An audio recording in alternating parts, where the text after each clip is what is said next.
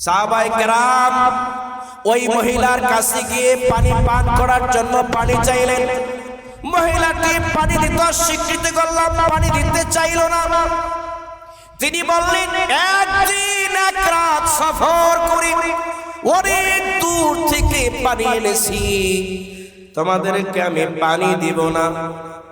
সাহাবায়ে কেরাম রাসূল পাক সাল্লাল্লাহু আলাইহি সাল্লামের কাছে কি ঘটনা বললেন, ইয়া রাসূলুল্লাহ, একজন নারীর কাছে, মহিলার কাছে পানি আছে, কিন্তু সে পানি দিতে চায় না। আল্লাহ নবী মহিলাকে ডাকলেন।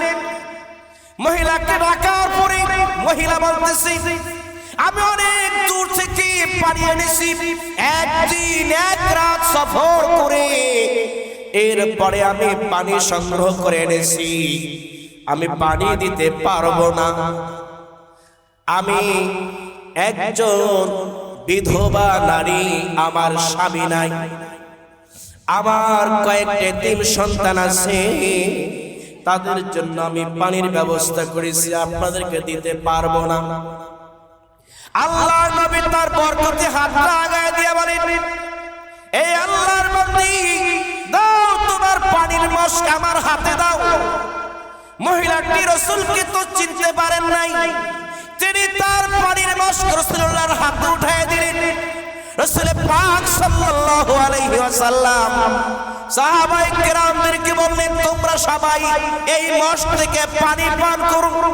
সাহাবায়ে কেরাম পানি পান করলেন, যার যতটুকু মন চায় প্রাণ ভরে সবাই তৃপ্তি সহকারে পানি পান করেছে। রাসূল বলেন, সাহাবীরা রে, তোমাদের যার যত পানি লাগে, তোমাদের মশক, তোমাদের পানির পাত্র এখান থেকে ভরে নাও, যার যত দরকার তত তোমরা নিয়ে নাও, সবাই পান করো। সবাই রাখলেন, সবাই পান করলেন, সবার চাহিদা পূরণ হয়ে গেছে। কিন্তু যেই মশক থেকে সবাই পানি পান করেছে, ওই পানির মশক থেকে এক বিন্দু পরিমাণ পানির কোনো কমতি হয় না। এবার রাসূল পাক সাল্লাল্লাহু আলাইহি ওয়াসাল্লাম বলেন, ও আমার সাহাবীরা, তোমরা এই নারীর জন্য হাদিয়া নিয়ে আসো। সাহাবায়ে কেরাম রুটি আর খেজুর নিয়ে আসলেন। সবাই খুশি মনে ওই নারীকে খেজুর দিলেন, রুটি দিলেন, নিয়ে যান, এগুলো আপনার এতিম সন্তানদের জন্য কওমের কাছে নিয়ে যান। মহিলাটি সব কিছু নিয়ে কওমের কাছে চলে যায়। কওমের লোকদের কাছে গিয়ে বলেন, এ আমার সম্প্রদায়ের লোকেরা শোনো, পানি নিয়ে আসার পথে মরুভূমির ভিতরে একটি কাফেলার সাথে আমার সাক্ষাৎ হয়ে গেছে। পুরো ঘটনা সব তিনি খুলে বললেন। তাদের ভিতরে একজন নেতা আছে, যাকে তারা নবী হিসাবে মেনে নিয়েছে। সব ঘটনা শোনার পরে সবাই বলতেছে, তুমি যে ঘটনা শুনাইলা, সত্যি তিনি আল্লাহর নবী হবেন। এই ঘটনাকে কেন্দ্র করে ওই কওমের সব মানুষ এসে আল্লাহর নবীর কাছে হাতে হাত দিয়ে কালিমা পড়ে মুসলমান হয়ে গেছে।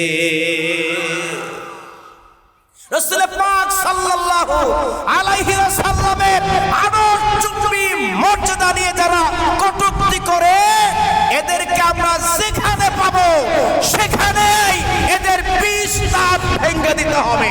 কথা বলেন ঠিক কিনা?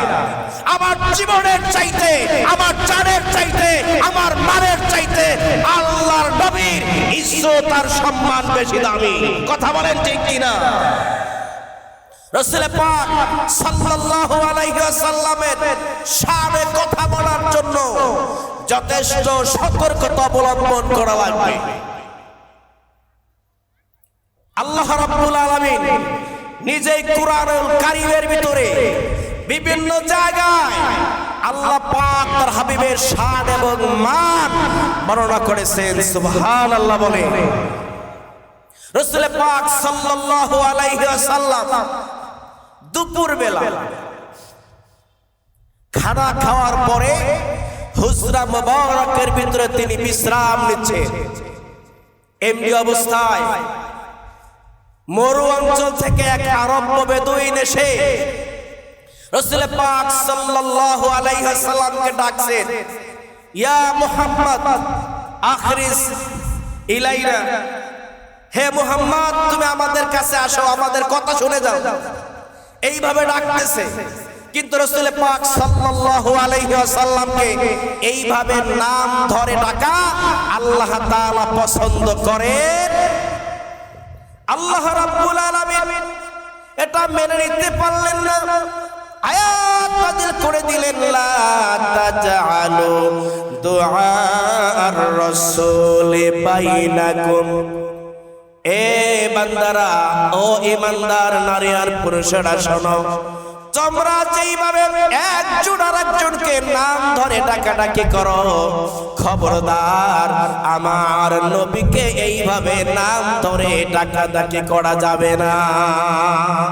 ইমদাদুল উলুম ইসলামিয়া মাদ্রাসা কর্তৃক আয়োজিত চতুর্থ বার্ষিক ওয়াজ মাহফিল হালকায়ে জিকিরের সম্মানিত সভাপতি,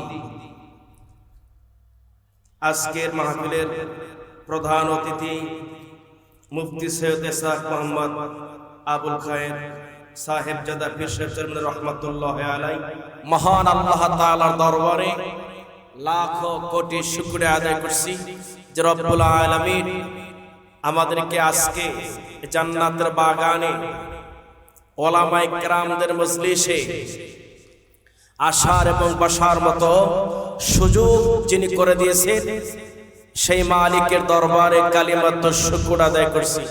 আমরা সবাই একসাথে পড়ছি আলহামদুলিল্লাহ।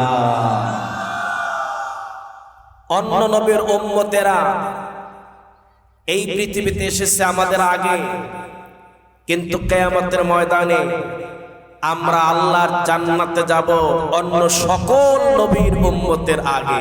আলহামদুলিল্লাহ বলি। শেষ নবীর উম্মতের সম্মান কে দিয়েছেন? কম দিয়েছেন না বেশি দিয়েছেন?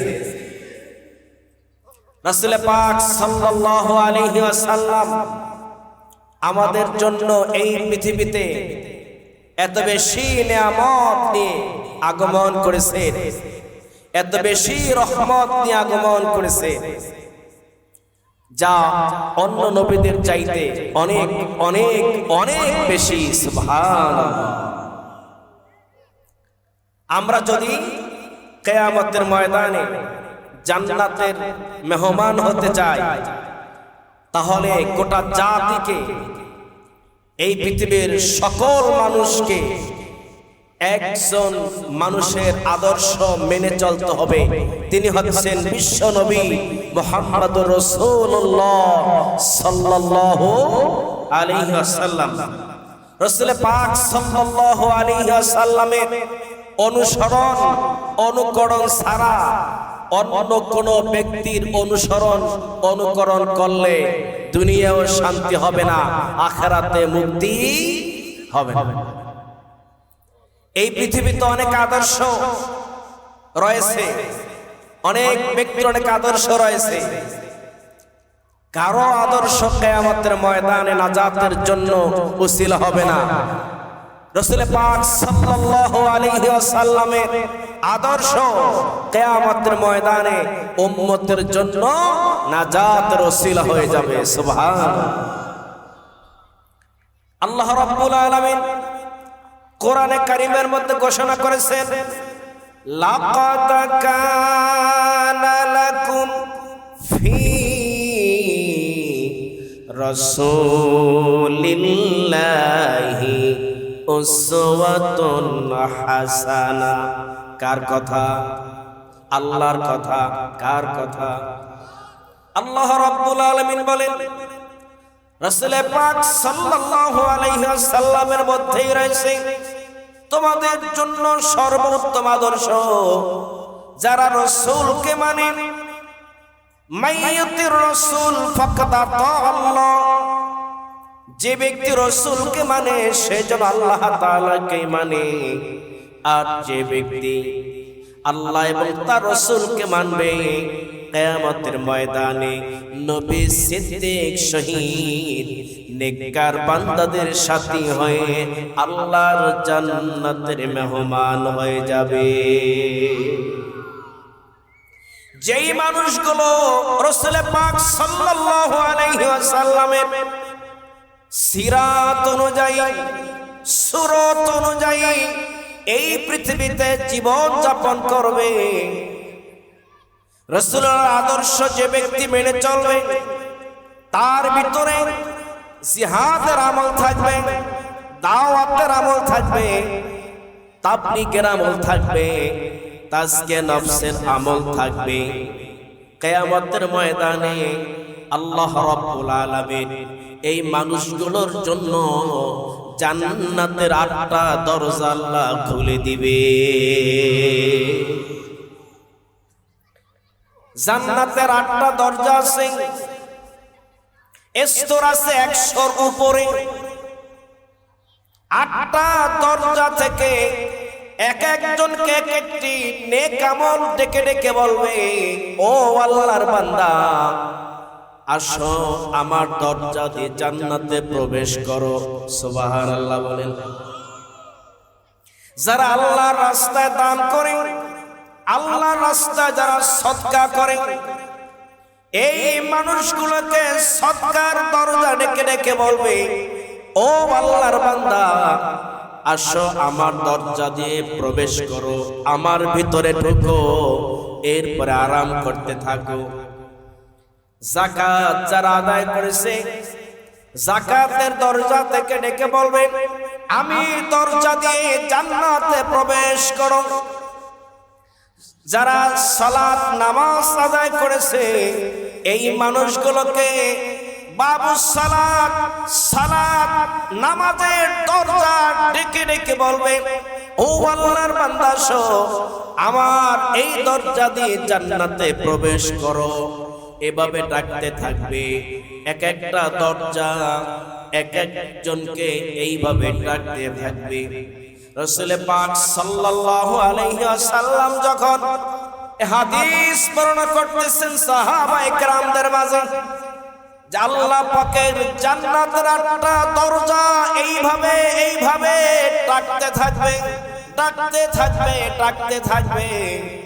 হযরত আবু বকর সিদ্দিক রাদিয়াল্লাহু তাআলা আনহু সেই মজলিসে বসা ছিলেন। আবু বকর সিদ্দিক বলে, ইয়া রাসূলুল্লাহ, আমার মা এবং বাবা আপনার নামে উৎসর্গ করে দিলাম। ওগো নবীজি, কিয়ামতের ময়দানে এমন কোন ব্যক্তি কি থাকবে যাকে জান্নাতের 8টা দরজায় এই ব্যক্তিকে ডাকবে? সুবহানাল্লাহ। ইয়া রাসূলুল্লাহ, ইয়া হাবিবাল্লাহ, নবী গো, এমন কোন ব্যক্তি কি খুঁজে পাওয়া যাবে যাকে জান্নাতের 8টা দরজায় ডাকবে? ওই ব্যক্তিকে পাওয়ার জন্য জান্নাতের 8টা দরজা ব্যক্তিকে পাওয়ার অপেক্ষায় থাকবে, ডাকতে থাকবে। এমন কোন ব্যক্তি কি থাকবে নাকি? রাসূল পাক সাল্লাল্লাহু আলাইহি ওয়াসাল্লাম আবু বকরকে বলেন, আবু বকর, যেই মানুষগুলোকে পাওয়ার জন্য, যেই মানুষগুলোকে গ্রহণ করার জন্য আল্লাহর 8টা জান্নাতের দরজাগুলো ডাকতে থাকবে, সবাই চাইবে সেই জন্য আমার ভিতর দিয়া ঢুকে, সবাই চাইবে সেই জন্য আমার দরজা দিয়া ঢুকে। আবু বকর, আমার মন সাক্ষী দেয়, আমি নবী ঘোষণা দিয়ে দিলাম, তাদের মধ্যে তুমিও হবা একজন।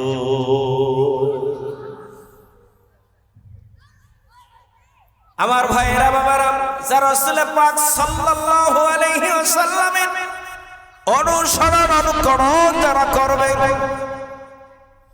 রাসূল পাক সাল্লাল্লাহু আলাইহি ওয়াসাল্লাম বলেন, মান আহাব্বা সুন্নতি ফাকাদ আহাব্বানি ওয়া মান আহাব্বানি কানা মাই ফিল জান্নাহ।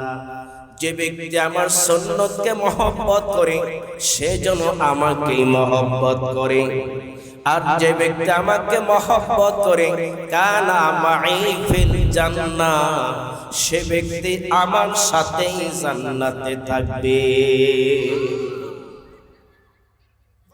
এমন একটা সময় আসবে, ডিজিটাল যুগ আসবে, যেই যুগে মানুষেরা সুন্নতের আমল ছেড়ে দিবে, সুন্নতের আমলের প্রতি গুরুত্ব থাকবে না, সুন্নতকে তারা বাধা বোঝা মনে করবে। এই সময় যদি আল্লাহর নবীর কোন একটা সুন্নতকে কেউ যদি আমল করতে পারে, আল্লাহ রাসূল বলেন মান তামাসসাকা বিসুন্নতি ইনদা ফাসাদি উম্মতি ফালাহু আজরু মিআত শাহীদ। একটা সুন্নত মানলে 100 শাহাদাতের সওয়াব আমলনামায় জমা হয়ে যাবে।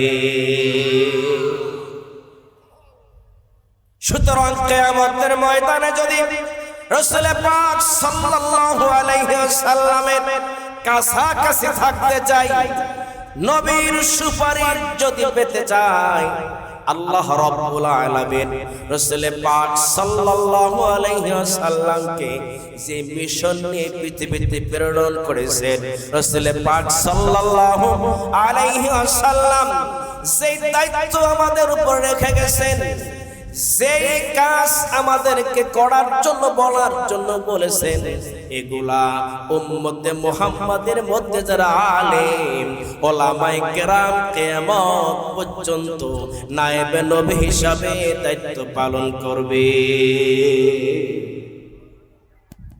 আল্লাহ রাব্বুল আলামিন বলেন ইন্নামা ইয়াখশাল্লাহ মিন ইবাদিহিল উলামা।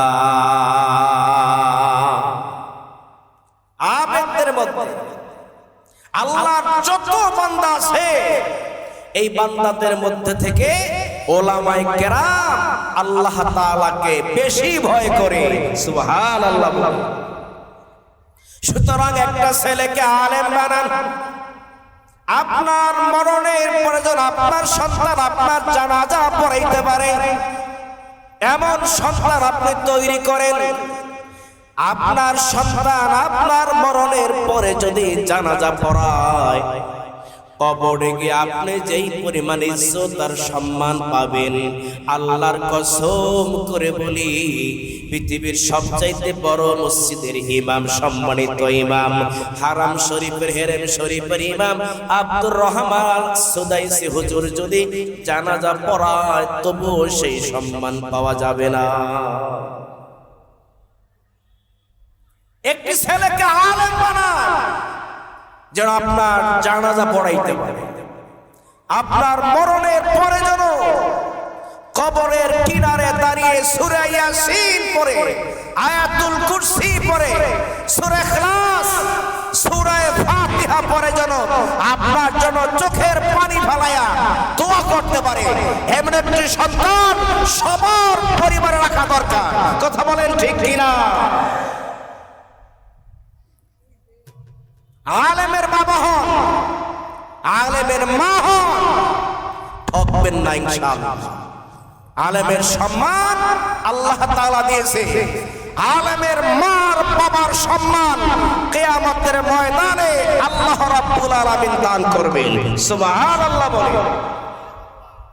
আল্লাহর নবী বলেন, যে ব্যক্তি কোরআন পড়ে, কোরআনকে প্রচার করে, কোরআনের বিধান অনুযায়ী যে ব্যক্তি আমল করে, উলবিসা ওয়ালিদাহু তাজাই ইয়াউমাল কিয়ামাতে যুহু মিন যুইশ শামসি। রাসূল বলেন, কিয়ামতের ময়দানে আল্লাহ রাব্বুল আলামিন আলেমের মার বাবার মাথায় এমন নূরের তাজ পরাইয়া দিবে, যেই নূরের তাজ, নূরের টুপি যুইশ শামসি, সূর্য চন্দ্রের চাইতে বেশি ঝকঝকে হবে। যে ব্যক্তি কোরআন শিখবে, কোরআনের বিধান অনুযায়ী আমল করবে, আদখালাহুল্লাহুল জান্নাহ, আল্লাহ পাক তাকে জান্নাতের মেহমান বানিয়ে দিবে। ওয়াশফাহু ফি আশরাতিন মিন আহলি বাইতিহি কুল্লুহুম ক্বাদ ওয়াজাবাত লাহুন নার। আল্লাহ রাসূল বলেন, একজন আলেমকে আল্লাহ রাব্বুল আলামিন, হাফেজ কোরআনকে আল্লাহ রাব্বুল আলামিন এত সম্মান দিবেন, এত পাওয়ার আল্লাহ দান করবেন, এত ক্ষমতা আল্লাহ কিয়ামতের ময়দানে দান করবেন। জাহান্নাম ওয়াজিব হয়ে গেছে, জাহান্নামের কয়েদি ফেরেশতারা হাতে পায়ে শিকল লাগায়া এখন এই টেনে টেনে জাহান্নামে নিয়ে যাচ্ছে। এই রকম জাহান্নামের কয়েদি 10 জনকে হাফেজ কোরআন আলেম আল্লাহর কাছে সুপারিশ করে আল্লাহ জান্নাতের মেহমান বানায়া দিবে।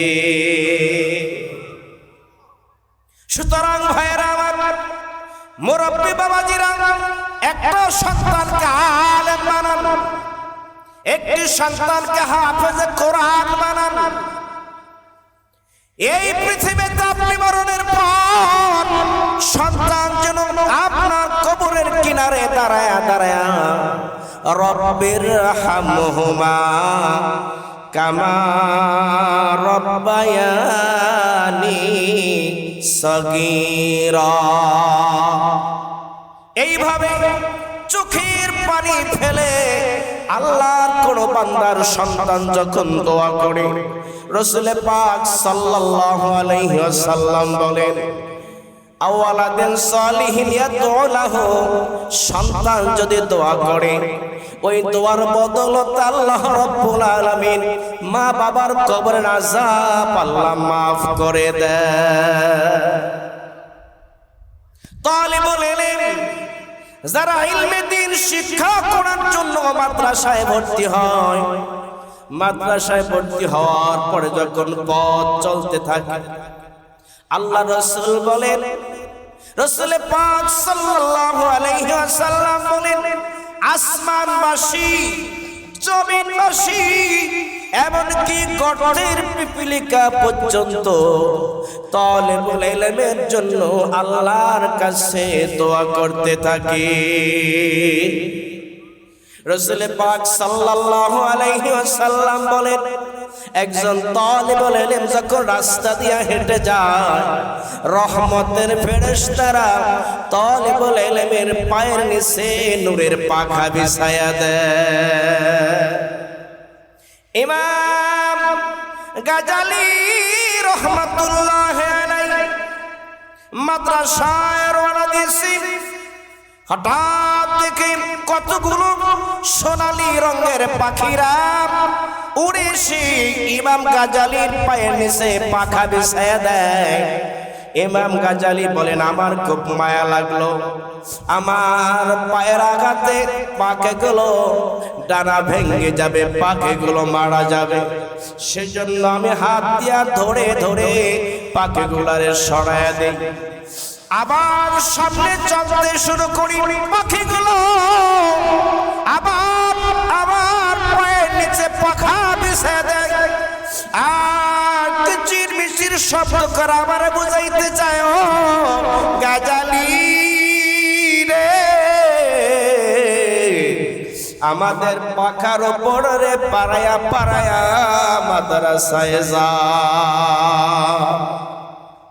ইমাম গাজালি রহমাতুল্লাহ আলাইহি এইভাবে রাস্তায় এই ঘটনা ঘটার কারণে ক্লাসে সময় মতো উপস্থিত হইতে পারে নাই। ক্লাসে পৌঁছতে একটু দেরি হয়ে গেল। ইমাম গাজালির উস্তাদ ডেকে ডেকে বলে, গাজালি, এ গাজালি রে, তুমি তো কখনো ক্লাসে দেরি করে আসো না, আজকে কেন দেরি হয়ে গেল রে গাজালি? ইমাম গাজালি বলে, হুজুর, বাড়ি থেকে বের হওয়ার পথে ঘটনা ঘটে গেছে। ইমাম গাজালির মুখে ঘটনা শুনে উস্তাদ বলে, গাজালি, হাদিস শরীফে পড়েছি, রহমতের ফেরেশতারা তালিবুল ইলমের পায়ের নিচে পাখা বিছায়া দেয়, আজকে প্রমাণ হয়ে গেছে ও গাজালি রে, ওগুলা পাখি না, পাখি না, ওগুলা নূরের তৈরি রহমতের ফেরেশতা। আমার ভাইয়েরা বাবারা, সেজন্য ছেলে মেয়েদেরকে মাদ্রাসায় ভর্তি করে দেন, নাতি নাতনিদেরকে মাদ্রাসায় ভর্তি করে দেন। আমার বাবা আমাকে আলেম মানে একটু ঠকে নাই। আমি তো মনে করি আমার বাবা আমাকে আলেম বানায় অনেক বেশি জিতছে। আপনারা কি বলেন? আমার বাবা যদি আমার আলেম না বানাইতো, আজকে বাবার জন্য দোয়া করার মতো যোগ্যতা আমার হতো না। এই তো বিভিন্ন সময় ইউটিউবে দেখি বড় বড় হায়ার এডুকেটেড, উচ্চ শিক্ষায় শিক্ষিত বড় ধনাঢ্য ব্যক্তি, মেইন ফ্যাক্টরির মালিক, টাকা পয়সার কোনো অভাব নাই, নিজে বাবার জানাজার ইমামতি করবে সেই যোগ্যতা তো নাই। জানাজা নামাজ কিভাবে পড়ে সেইটাও তাদের জানা নাই। আছে না না? তারাই সেলিব্রিটি, তারাই হয় বড় ধনাঢ্য ব্যক্তি, তারাই হয় যুবকদের মডেল। এ আমার যুবক ভাই গো, সে আবার কেমন মডেল? নিজের মা বাবার জানাজা পড়াইতে পারে না, ইমামতি করার যোগ্যতা নাই, জানাজা যে ইমামের পিছনে পড়বে সেইটুকু যোগ্যতা ওর তার নাই। যুবক ভাই গো, এরা কখনো তোমাদের জন্য মডেল হতে পারে না। মডেল হচ্ছেন বিশ্বনবী মুহাম্মদুর রাসূলুল্লাহ সাল্লাল্লাহু আলাইহি ওয়াসাল্লাম। আল্লাহ পাক যাকে গোটা জগতের জন্য রহমত করে প্রেরণ করেছে। ঠিক কিনা বলে? আমার আল্লাহ তাআলা রাসূল পাক সাল্লাল্লাহু আলাইহি ওয়াসাল্লামকে গোটা জগতের রহমত করে প্রেরণ করলেন। নিজেই কোরআনে কারীমের মধ্যে ঘোষণা করে দিলেন, ওয়ামা আরসালনাকা ইল্লা রাহমাতাল লিল আলামিন। ঘোষণা করেছেন কে? এমন একজন নবী পাওয়ার পরও কেন গায়কের নায়ক তোমাদের জন্য মডেল হয়ে যাবে? ও আমার যুবক বন্ধুরা, আসো ইসলামের দিকে, আসো মানবতার দিকে, আসো রাসূল পাক সাল্লাল্লাহু আলাইহি ওয়াসাল্লামের আদর্শের দিকে। রাসূল পাক সাল্লাল্লাহু আলাইহি ওয়াসাল্লামের আদর্শ যারা মেনে চলে তারাই হচ্ছে সত্যিকার অর্থে আশিকে রাসূল। কথা বলেন ঠিক কিনা? আজ আমাদের সমাজে রাসূলুল্লাহর সুন্নতের আমল নাই, কিন্তু নামের আগে আশিকে রাসূল ব্যবহার করে এরকম ভণ্ড আছে না নাই? আমার ভাইয়েরা বাবারা, সেজন্য দুনিয়ার শান্তি, দুনিয়ার সম্মান, আলিজ্জাতু ফিদ দুনিয়া ওয়াল ফাউজু ফিল আখিরাহ, দুনিয়ার সম্মান আখিরাতের প্রতিদান যদি পেতে চাই, গোটা জাতিকে ফিরে আসতে হবে, একটা কিতাব মেনে চলতে হবে। সেই কিতাবের নাম হচ্ছে কোরআনে কারীম। ঠিক কিনা বলে? কোরআনে কারীম যদি কোনো জাতি মেনে চলে, ওই জাতি আর কোনো সমস্যা, আর কোনো অভাব, আর কোনো দুর্নীতি, আর কোন চিন্তায় চাঁদাবাজি মাস্তানি ওই জাতির সমাজে কেউ করার দুঃসাহস করবে? রাসূল পাক সাল্লাল্লাহু আলাইহি ওয়াসাল্লামের অনুকরণ করা লাগবে। এমন একজন নবী আমরা পেয়েছি, যিনি যদি হাত উঁচা করে, হাত উঁচা করলে আকাশের পূর্ণিমার চাঁদ দ্বিখণ্ডিত হয়ে যায়। সুবহানাল্লাহ বলে। এমন একজন নবী আমরা পেয়েছি, যিনি কদম ফলাইলে জমিন থেকে আর সাজিম পর্যন্ত পৌঁছায় যায়। সুবহানাল্লাহ বলে। এমন একজন নবী আমরা পেয়েছি যেই নবীর চারিত্রিক সনদ, চারিত্রিক সার্টিফিকেট স্বয়ং আল্লাহ রাব্বুল আলামিন নিজেই ঘোষণা করেছেন। সুবহানাল্লাহ। রাসূল পাক সাল্লাল্লাহু আলাইহি ওয়াসাল্লাম যেটাকে হা বলেছেন, শরীয়তে সেইটা হালাল হয়ে গেছে। রাসূল পাক সাল্লাল্লাহু আলাইহি ওয়াসাল্লাম যেটাকে না বলেছেন সেইটা শরীয়তে আল্লাহ তাআলা হারাম ঘোষণা করে দিয়েছেন। সুবহানাল্লাহ। এমন আকাশ চুম্বি যার সম্মান আর মর্যাদা, আরশ চুম্বি যার সম্মান আর মর্যাদা, সেই নবীর উম্মত হতে পেরে আমরা সবাই সম্মানের আসন গ্রহণ করেছি, সম্মানের পাত্র হয়ে গেছি, আমরা সবাই সম্মানিত হয়ে গেছি। জোরে বলে আলহামদুলিল্লাহ। রাসূল পাক সাল্লাল্লাহু আলাইহি ওয়াসাল্লাম হাত মোবারক যেখানে লাগাইতেন সেখানে আল্লাহ তাআলা বরকত ঢেলে দিতেন। সুবহানাল্লাহ। বলে কোন একটা যুদ্ধ থেকে ফেরার পথে রাসূল পাক সাল্লাল্লাহু আলাইহি ওয়াসাল্লাম এবং সাহাবায়ে কেরাম কোন এক জায়গায় রাত্রি যাপন করেছে। দীর্ঘ পথ চলার পরে শেষ রাতের দিকে তারা একটি জায়গায় তাঁবু গেড়ে সবাই ঘুমিয়ে পড়েছে। শেষ রাতে ঘুমাতে যাওয়ার কারণে ফজরের রক্ত হয়ে গেল। ওই কাফেলার কেউ তখন সজাগ হতে পারল না, সবাই ঘুমিয়ে আছে। রাসূল পাক সাল্লাল্লাহু আলাইহি ওয়াসাল্লাম তিনিও ফজরের রক্তে ঘুমিয়ে আছেন, সাহাবায়ে কেরাম তারাও ঘুমিয়ে আছেন। এই যে রাসূল পাক এবং সাহাবায়ে কেরামকে ঘুম পাড়ায় রাখছেন তিনি কে? যদি রাসূল পাক সাল্লাল্লাহু আলাইহি সাল্লাম কে আল্লাহ পাক ঘুম পাড়ায় না রাখতেন, কাজা নামাজ পড়ার মতো সুযোগ আমরা উম্মতরা পেতাম না। ঠিক কিনা বলে? আল্লাহর নবী ঘুমিয়ে আছেন, সাহাবায়ে কেরাম তারা ঘুমিয়ে আছেন। এদিক দিয়ে ফজরের রক্ত শেষ হয়ে গেল, সূর্য উদয় হয়ে গেছে। আবু বকর সিদ্দিকের ঘুম ভেঙে গেছে। আবু বকর সিদ্দিক রাদিয়াল্লাহু তাআলা আনহু ঘুম থেকে জেগে দেখে সূর্য উদয় হয়ে গেছে, তাকবীর তিনি দিলেন। এবার আবু বকরের তাকবীর শুনে হযরত ওমরের ঘুম ভেঙে যায়, হযরত ওমর তাকবীর দেয়, হযরত আলী তাকবীর দেয়, হযরত বেলাল রাদিয়াল্লাহু তাআলা আনহু তাকবীর দিলেন। রাসূল পাক সাল্লাল্লাহু আলাইহি ওয়াসাল্লামের ঘুম ভেঙে যায়। সবাই ওযু করে ফজর নামাজের জামাতে শরীক হয়ে গেল।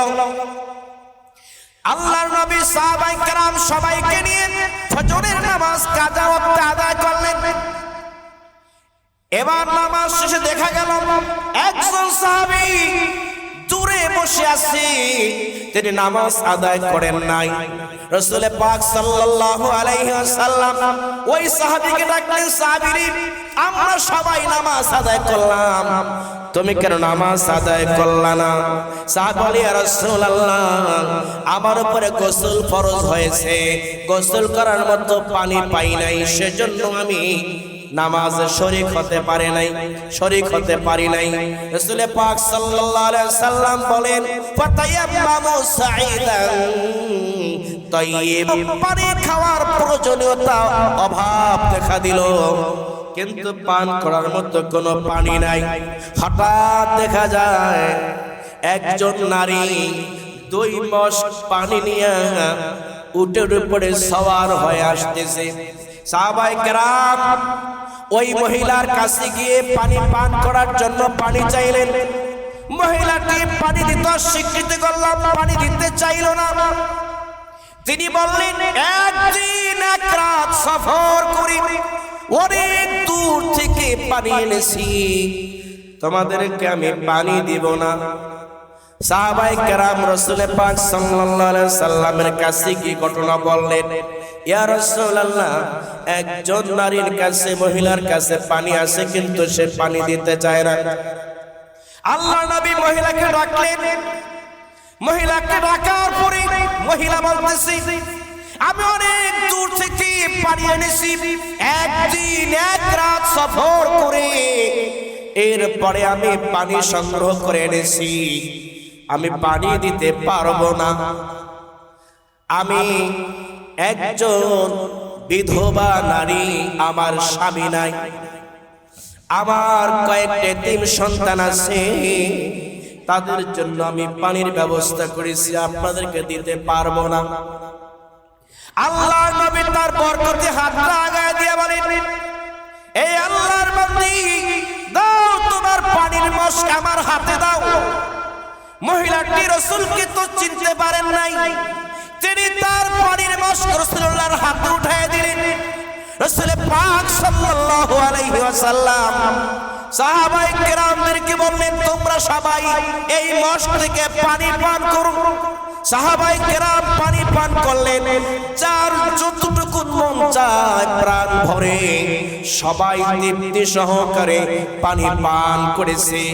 রাসূল বলেন, সাহাবীরা রে, তোমাদের যার যত পানি লাগে, তোমাদের মশক, তোমাদের পানির পাত্র এখান থেকে ভরে নাও, যার যত দরকার তত তোমরা নিয়ে নাও, সবাই পান করো। সবাই রাখলেন, সবাই পান করলেন, সবার চাহিদা পূরণ হয়ে গেছে। কিন্তু যেই মশক থেকে সবাই পানি পান করেছে, ওই পানির মশক থেকে এক বিন্দু পরিমাণ পানির কোনো কমতি হয় না। এবার রাসূল পাক সাল্লাল্লাহু আলাইহি ওয়াসাল্লাম বলেন, ও আমার সাহাবীরা, তোমরা এই নারীর জন্য হাদিয়া নিয়ে আসো। সাহাবায়ে কেরাম রুটি আর খেজুর নিয়ে আসলেন। সবাই খুশি মনে ওই নারীকে খেজুর দিলেন, রুটি দিলেন, নিয়ে যান, এগুলো আপনার এতিম সন্তানদের জন্য কওমের কাছে নিয়ে যান। মহিলাটি সব কিছু নিয়ে কওমের কাছে চলে যায়। কওমের লোকদের কাছে গিয়ে বলেন, এ আমার সম্প্রদায়ের লোকেরা শোনো, পানি নিয়ে আসার পথে মরুভূমির ভিতরে একটি কাফেলার সাথে আমার সাক্ষাৎ হয়ে গেছে। পুরো ঘটনা সব তিনি খুলে বললেন। তাদের ভিতরে একজন নেতা আছে, যাকে তারা নবী হিসাবে মেনে নিয়েছে। সব ঘটনা শোনার পরে সবাই বলতেছে, তুমি যে ঘটনা শুনাইলা, সত্যি তিনি আল্লাহর নবী হবেন। এই ঘটনাকে কেন্দ্র করে ওই কওমের সব মানুষ এসে আল্লাহর নবীর কাছে হাতে হাত দিয়ে কালিমা পড়ে মুসলমান হয়ে গেছে। রাসূল পাক সাল্লাল্লাহু আলাইহি ওয়াসাল্লামের আদর চুম্বি মর্যাদা নিয়ে যারা কটূক্তি করে, এদেরকে আমরা যেখানে পাবো সেখানেই এদের বিষ দাঁত ভেঙে দিতে হবে। কথা বলেন ঠিক কিনা? আমার জীবনের চাইতে, আমার জানের চাইতে, আমার মানের চাইতে আল্লাহর নবীর ইজ্জত আর সম্মান বেশি দামি। কথা বলেন ঠিক কিনা? রাসূল পাক সাল্লাল্লাহু আলাইহি ওয়াসাল্লামের শানে কথা বলার জন্য যথেষ্ট সতর্কতা অবলম্বন করা লাগবে। আল্লাহ রাব্বুল আলামিন নিজেই কুরআনুল কারীমের ভিতরে বিভিন্ন জায়গায় আল্লাহ পাক তার হাবিবের শান এবং মান বর্ণনা করেছেন। সুবহানাল্লাহ বলে রাসূল পাক সাল্লাল্লাহু আলাইহি ওয়াসাল্লাম দুপুর বেলা খানা খাওয়ার পরে হুজরা মুবারকের ভিতরে তিনি বিশ্রাম নিচ্ছেন। এমনি অবস্থায় মরু অঞ্চল থেকে এক আরব বেদুইন এসে রাসূল পাক সাল্লাল্লাহু আলাইহি ওয়াসাল্লামকে ডাকছেন, ইয়া মুহাম্মদ আখরিস ইলাইনা, হে মুহাম্মদ তুমি আমাদের কাছে আসো, আমাদের কথা শুনে যাও। এইভাবে ডাকতেছে। কিন্তু রাসূল পাক সাল্লাল্লাহু আলাইহি ওয়াসাল্লামকে এইভাবে নাম ধরে ডাকা আল্লাহ তাআলা পছন্দ করেন। আল্লাহ রাব্বুল আলামিন এটা মেনে নিতে পারলেন না। আয়াত নাযিল করে দিলেন, লা তাজআলু দুআআর রাসূলি বাইনাকুম। এ বান্দারা, ও ঈমানদার নারী আর পুরুষেরা শোনো, তোমরা যেইভাবে একজন আরেকজনকে নাম ধরে ডাকাডাকি করো, খবরদার আমার নবীকে এইভাবে নাম ধরে ডাকাডাকি করা যাবে না। সুবহানাল্লাহ। যদি তোমরা রাসূলুল্লাহর সাথে বেয়াদবি করো, একজন আরেকজনকে যেইভাবে নাম ধরে ডাকো, এভাবে যদি সাধারণ মানুষের মতো মনে করে ডাকাডাকি করো, আনতাহবাতু আমালুকুম ওয়া আনতুম লা তাশউরুন, তোমাদের সকল আমল আল্লাহ তাআলা বরবাদ করে দিবে। জোরে বলেন নাউজুবিল্লাহ। রাসূল পাক সাল্লাল্লাহু আলাইহি ওয়াসাল্লাম মজলিসে বসে কথা বলতেছেন। সাহাবায়ে কেরামদের কথার আওয়াজ রাসূলুল্লাহর আওয়াজের চাইতে একটু উঁচা হয়ে গেছে। কোন এক যুদ্ধে কাকে সেনাপতি হিসাবে নিযুক্ত করবেন, সেনাপতি হিসাবে কাকে পাঠাবেন, এটা নিয়ে সাহাবায়ে কেরামদের মধ্যে প্রস্তাব শুরু হয়ে গেল। একজন বলতেছে এই সাহাবীর কথা, আর একজন বলতেছে আরেক সাহাবীর কথা। একজন এক এক সাহাবীর প্রস্তাব দেওয়ার কারণে সবার কথার আওয়াজ একটু বড় হয়ে গেছে। রাসূল পাক সাল্লাল্লাহু আলাইহি ওয়াসাল্লামের কথা বোঝা যায় না। রাসূলুল্লাহর শানে এতটুকু বেয়াদবি, এতটুকু উচ্চবাচ্য আল্লাহ তাআলা মেনে নিতে পারেন নাই। আয়াত তখন নাযিল করেছেন। সুবহানাল্লাহ বলেন, লা তারফাউ আসওয়াতাকুম ফাওকা সাউতিন নবী। হে ঈমানদারগণ, তোমরা তোমাদের কথার আওয়াজ, তোমরা তোমাদের গলার আওয়াজ কখনো আমার রাসূলের চাইতে উঁচু করা যাবে না। রাসূল সাল্লাল্লাহু আলাইহি ওয়াসাল্লাম যখন হাঁটবেন, রাসূলুল্লাহর আগে আগে হাঁটা যাবে না। রাসূল পাক সাল্লাল্লাহু আলাইহি ওয়াসাল্লাম যেই মজলিসে বসা থাকবেন, ওই মজলিসে রাসূল পাক সাল্লাল্লাহু আলাইহি ওয়াসাল্লাম খানা মুখে দেওয়ার আগে, খানায় হাত দেওয়ার আগে কেউ খাবার গ্রহণ করতে পারবে না, খানা মুখে দিতে পারবে না। রাসূলুল্লাহর শানে এইটুকু বেয়াদবি যেন না হয়, সেজন্য আল্লাহ তাআলা আয়াত নাযিল করে দিয়েছেন। সুবহানাল্লাহ বলেন, লা তুকদ্দিমু বাইনা ইয়াদাইল্লাহি ওয়া রাসূলিহি। হে ঈমানদারগণ, তোমরা নবীর অগ্রবর্তী হয়ো না, নবীকে ওভারটেক করে যাওয়া যাবে না। আল্লাহর নবীর ঈদুল আজহার নামাজ এখনো শেষ হয় নাই। নামাজ, ঈদুল আজহার নামাজ শেষ হওয়ার আগে কতিপয় সাহাবায়ে কেরাম কুরবানির পশু জবে করে দিয়েছে। এখন আল্লাহর নবীর নামাজ শেষ হয় নাই, কিছু সাহাবীরা কুরবানির পশু জবে করে দিয়েছে। এটা রাসূলুল্লাহর শানে বেমানান হয়ে গেছে। আল্লাহ রাব্বুল আলামিন তখন আয়াত নাজিল করে সতর্কতা অবলম্বন করার নির্দেশ দিয়েছে। সুবহানাল্লাহ।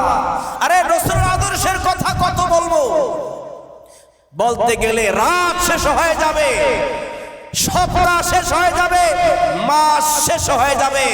আল্লাহর হাবিবের প্রশংসা, রাসূলের আদর্শের বয়ান শেষ হবে না। কারণ আল্লাহ তাআলা বলছে, রাফা'না লাকা যিকরাক, রাসূল আপনার প্রশংসা, আপনার জিকির আমি আল্লাহ জমিন থেকে আরশ আজিম পর্যন্ত উঁচু করে দিয়েছি। সুবহানাল্লাহ। রাসূলকে তো আর পাওয়া যাবে না, রাসূল তো আর আসবে না। নায়েবে রাসূল আপনাদের সামনে আছে, নায়েবে রাসূল আপনাদের সমাজে আছে। নায়েবে রাসূলকে সম্মান করেন। যে ব্যক্তি নায়েবে নবী, হক্কানি উলামায়ে কেরামকে সম্মান করে রাসূল পাক সাল্লাল্লাহু আলাইহি ওয়াসাল্লামকে সম্মান করা সওয়াব আমলনামায় জমা হয়ে যাবে। সুবহানাল্লাহ। নায়েবে রাসূল যারা জাতির শ্রেষ্ঠ সন্তান হযরত ওলামায়ে কেরাম, এদের সাথে সুসম্পর্ক রাখতে হবে। এরা যেই দিক নির্দেশনা দেয় ইসলাম দেশ এবং মানবতার জন্য, আমরা সেই দিক নির্দেশনাগুলো মেনে চলবো। তাহলে আল ইজ্জাতু ফিদ দুনিয়া ওয়াল ফাওজু ফিল আখিরা, দুনিয়ায় সম্মান পাবো, আখিরাতে দিন প্রতিদান পাবো। আল্লাহ পাক আমাদেরকে রাসূল পাক সাল্লাল্লাহু আলাইহি ওয়াসাল্লামের রেখে যাওয়া আদর্শের উপরে মৃত্যু পর্যন্ত অটল থাকার তৌফিক দান করুন। আমরা সবাই বলি আমিন।